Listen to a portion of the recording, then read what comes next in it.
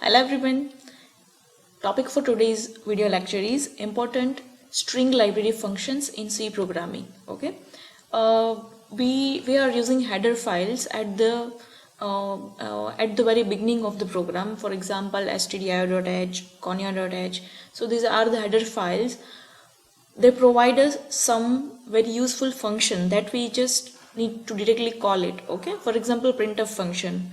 After that, a random function, which is if we want to use that, then we need to include stdlib.h. So these all are the libraries. Okay, so C programming also provide one library that is string.h library, and it provide various important function so that you can manipulate your string according to your need. Now, what kind of manipulation? For example, these all are the functions that we are gonna discuss in this video lecture: string length, string comparison, string copy, and string concatenation. Okay, so standard library string functions which is included in the string.h header files. Okay, and whenever you want to use this function, first of all, the first step you need to do is to include this string.h header file in your program. Only then you can use this particular function. Okay, so first of all, let's discuss strlen string len function. Now this function, it counts the number of characters present in the string. Its usage is, let's discuss one example. Okay, so for example, let's just assume that I am writing this code in whatever comfortable IDE. Okay, so I'm not actually executing this program, but I am just demonstrating you this program that I have already executed in my computer. So let's say this is my main program, and yeah, just second assumption is I have already included string.h header file and whatever necessary header files in my program. Okay, so just for space optimization, I have ignored inclusion of these header files. So let's focus. This is my main function, and over here now you are very well aware about this for first sentence. Okay, if you are not, then must watch my previous video related to string, that is introduction to string and how to take input of a string from a user. So this is one character array, okay, which is initialized as like this spam words. Okay, and after that I have declared two variables of integer, len1 and len2. Now just remember one point, this all the functions are returning something. Okay, so that means there has to be some variable to hold whatever this function is returning. For example, this function returns me the number of character present in this particular string.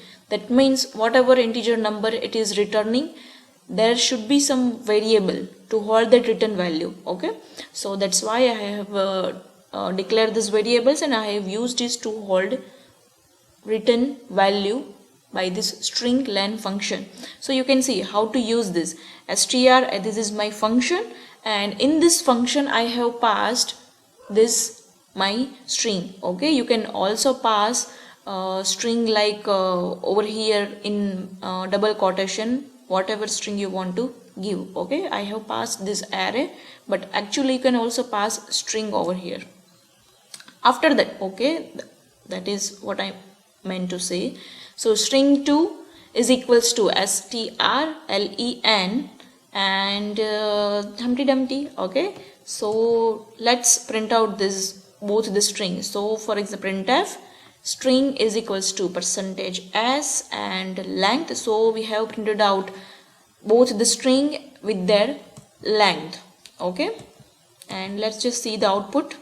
So string is equals to this, that means this is my first string and its length is equals to 10, and after that string Humpty Dumpty length is 13. So over here you can see this is my array variable, and format of this specifier is %s. That means we are printing string over here. Okay, and length percentage D, and this is string itself, okay, percentage S, length percentage D. This is for len2. So this is how you can use strlen function, and always remember it always return integer kind of value. Obviously it is counting number of characters, that means it returns number. So over here this len, it should be integer.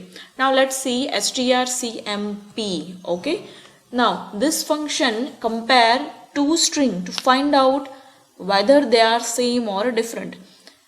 Many times we want to compare two string whether this or that is same or not. For example, whenever we verify our password, or when we set up our password, for example, you got message like enter password and enter again confirmation passwords. Okay, so whenever these procedures carried out, they are just comparing whether both string are same or not. If it is same, then only you can go ahead. Okay, so this is just one scenario where you can use string comparison function, or there are many more situations, many more programmings related to that. Okay, you can find anywhere. If two string are identical, now let's see if two string are same, then what is return value, and if it is not, then what is return value. If two string are same, okay, then it will return value 0. That means if you get return value 0, that means both the string are same. But if they are not, they return the numeric difference between the ASCII values of the first non-matching pair of characters. Okay, now let's understand this concept using one example. So this is my main function, and over here I have declared one character array with initialized string Jerry. After that string 2, okay, which is fairy, how nice. And after that I have declared 3 variable of integer. Now I am comparing this string 1. What is string 1? That is Jerry. Okay, so strcmp, and all this function also returns me numeric value. So I have took this integer type of variable I. Okay, so I have passed this two string. What I want, that I want to compare. Okay, so I am comparing this string 1, that is Jerry with Jerry. Okay, and after that I am comparing string 1 with string 2.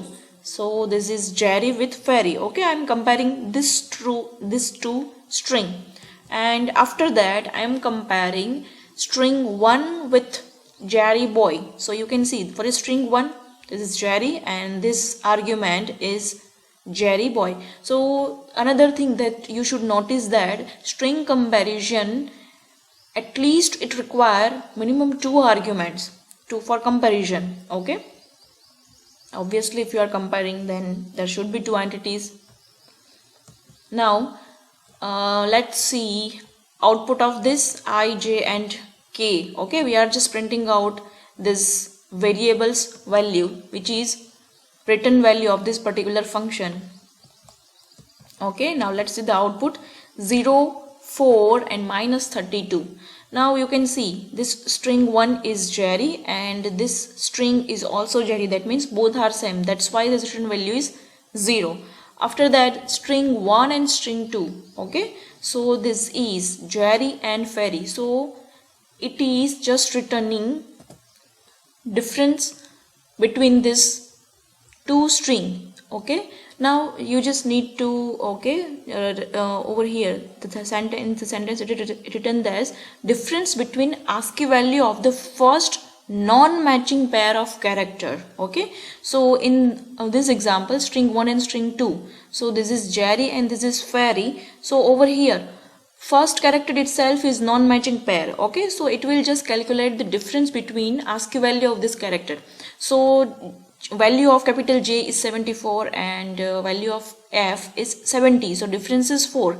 So 74 minus 70, that is J minus F, actually it is 4. So it is representing that difference itself.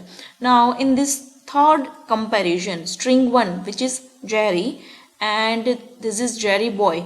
Okay, So over here you can see this Jerry is matching itself with this, okay, but after that there is nothing after that, and over here there is a space, okay. So this minus this, that means minus 32, we are getting minus 32, which is ASCII value of space, okay. Over here you can say there is nothing and there is space, and after that boy, so this space is first non-matching pair, and ASCII value of space is 32. So 0 minus 32, that is minus 32. So here we get our output, okay. So this is how string comparison function work. It gives you value 0 if both the string are identical that you have passed in argument, otherwise non-matching pairs ASCII value, difference of that.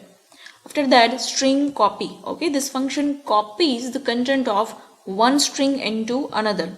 The base addresses of the source and target string, it should be supplied to this function. Now let's see one example.